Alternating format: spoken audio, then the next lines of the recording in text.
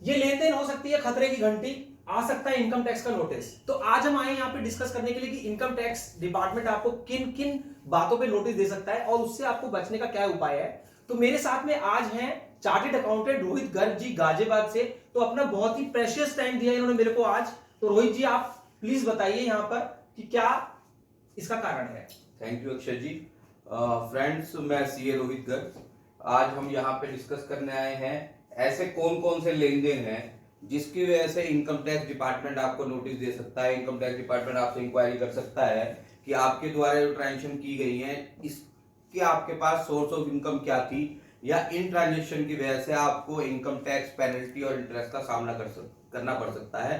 तो इन जो ट्रांजेक्शन हैं इसके बारे में हमें जानकारी करना इसलिए जरूरी है ताकि हम इन ट्रांजेक्शन को करने से पहले हम अपनी प्लानिंग कर सकें, और अगर भविष्य में हमें नोटिस मिलता है तो हम उस नोटिस का प्रॉपर्ली रिप्लाई दे सकें। तो हम स्टार्ट करते हैं। हमने लिखा है कि असेसमेंट अंडर सेक्शन 143 147, ये दोनों वो सेक्शन है जिसके अंदर इनकम टैक्स आपका असेसमेंट करता है। तो हमने यहाँ पे दोनों सेक्शन कोट किए हैं। अब हम यहाँ पे स्टार्ट करते हैं ट्रांजेक्शन जिसकी वजह से इनकम टैक्स डिपार्टमेंट आपको नोटिस दे सकता है। तो इसके अंदर जो सबसे पहली जो ट्रांजेक्शन आती है वो है बैंकिंग ट्रांजेक्शन। दोस्तों, इनकम टैक्स डिपार्टमेंट ने बैंकिंग सेक्टर्स के लिए बहुत सारी ऐसी रिटर्न बना दी हैं जिसको बैंक को इनकम टैक्स डिपार्टमेंट को बताना पड़ता है। तो ऐसी कौन कौन सी ट्रांजेक्शन है आपकी जो बैंक इनकम टैक्स डिपार्टमेंट को बताता है और जिसकी वजह से इनकम टैक्स डिपार्टमेंट आपको बुला के पूछ सकता है कि आपका ट्रांजेक्शन का सोर्स क्या था।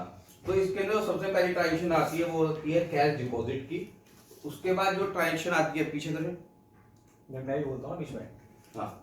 तो यहां पर हम देखते हैं कि अगर आप बैंक के अंदर में कैश आप डिपॉजिट कर रहे हैं या आप विड्रॉ कर रहे हैं तो उसमें आपको कोई इनकम टैक्स से नोटिस आ सकता है। उसके लिए आपको क्या क्या प्रिकॉशंस लेनी है, क्या क्या आपको एहतियात बरतना है, उसके लिए रोहित जी बताएंगे हमारे को। रोहित जी, कितना अगर हम कैश डिपॉजिट करते हैं तो उसके ऊपर हमारे ऊपर नोटिस आ सकता है। मान लीजिए अब आप कहते हैं कैश डिपॉजिट तो मैंने 10,000 करा, तो क्या मेरे पास नोटिस आएगा? ये आपने बहुत अच्छा सवाल पूछा कि हमें पता होना चाहिए कि कितने रुपए के लिए नोटिस आएगा। तो सबसे पहले हमें पता होना चाहिए कि बैंक के अंदर नॉर्मली दो तरह के खाते मेंटेन किए जाते हैं। एक तो होते हैं बिजनेस अकाउंट, जिसको हम normally current account, OD account बोलते हैं, जो बिजनेसमैन मेंटेन करते हैं। तो उनके लिए अलग लिमिट है। और एक दूसरे खाते होते हैं जो आम पब्लिक जमा करती है, जिसको हम कहते हैं सेविंग बैंक अकाउंट। बिल्कुल, उसके लिए अलग लिमिट है। तो हम दोनों के लिए अलग अलग लिमिट डिस्कस करेंगे, क्योंकि बिजनेस के लिए अलग प्रोविजंस हैं और सेविंग बैंक खाते के लिए अलग तो प्रोविजंस। रोहित जी, यहाँ पर हम जानना चाहेंगे कि क्या ये एक पर्टिकुलर फाइनेंशियल ईयर के लिए देखते हैं कि जैसे कि मान लीजिए मैंने एक साल के अंदर 2 लाख निकाला या 2 लाख डिपॉजिट किया, या मेरे 5 साल का चेक करते हैं, या क्या वो प्रोसेस होता है? नहीं, ये जो लिमिट्स बनाई गई है या जो इन्फॉर्मेशन इनकम टैक्स डिपार्टमेंट के पास पहुंचती है, जिनके बेसिस पे इनकम टैक्स डिपार्टमेंट नोटिस देता है, वो ईयरली बेसिस पे देती है। मतलब एक फाइनेंशियल ईयर के बारे में बात होती है। जैसे कि मान लीजिए हमारा फाइनेंशियल ईयर, मान लीजिए नहीं, फाइनेंशियल ईयर हमारे स्टार्ट होता है 1 अप्रैल से। तो ये 1 अप्रैल 2022 से लेकर आपका 1 अप्रैल 31 मार्च 2023 तक फाइनेंशियल ईयर होगा। तो एक फाइनेंशियल ईयर में आपको क्या क्या प्रिकॉशंस लेनी है, क्या सावधानियां बरतनी है, जिससे कि आपके पास इनकम टैक्स का नोटिस ना आए और आप बेवजह आपको सीए साहब के पास ना जाना पड़े। तो देखिए, तो मैंने आपको, जैसे मैंने फ्रेंड्स आपको डिस्कस किया था कि हमारे पास दो टाइप के खाते हैं। तो हमारे पास जो सबसे पहले हम डिस्कस करेंगे करंट अकाउंट के लिए। तो करंट अकाउंट के अंदर डिपॉजिट और विड्रॉल दोनों के लिए इनकम टैक्स का आपके पास नोटिस आ सकता है। तो जो डिपॉजिट है, अगर साल के अंदर आपका डिपॉजिट 50 लाख या 50 लाख से ज्यादा है, करंट अकाउंट के अंदर पूरे साल का हम डिपॉजिट एग्रीगेट करेंगे, तो अगर आपका डिपॉजिट 50 लाख या 50 लाख से ज्यादा है तो इनकम टैक्स आपको बुला के पूछ सकता है कि आपके पास ये सोर्स क्या था, आपने माल बेचा, आपने क्या किया। तो इसलिए जब भी आप बैंक के अंदर 50 लाख या 50 लाख से कैश डिपॉजिट ज्यादा जमा करें तो आप सावधान हो जाएं, पहले से ही देख लें कि मेरे पास क्या इस ट्रांजेक्शन का प्रॉपर सोर्स है या नहीं है। मेरे पास ये रुपया कहां से आया, मेरे पास आपको वो इनकम टैक्स डिपार्टमेंट को बताना होगा कि जो आपने 50 लाख रुपया या उससे ज्यादा आपने डिपॉजिट किया है करंट अकाउंट में, तो ये आपके पास पैसा कहां से आया। मान लीजिए कि आपकी एक शॉप है और आपने 50 लाख से ऊपर का किसी कस्टमर को आपने सेल किया है, तो आपको वो बताना पड़ेगा कि मैंने इस कस्टमर को ये रुपया सेल किया था और वो मैंने अपने करंट अकाउंट के अंदर डिपॉजिट किया है। बिल्कुल ठीक कहा अक्षय जी आपने।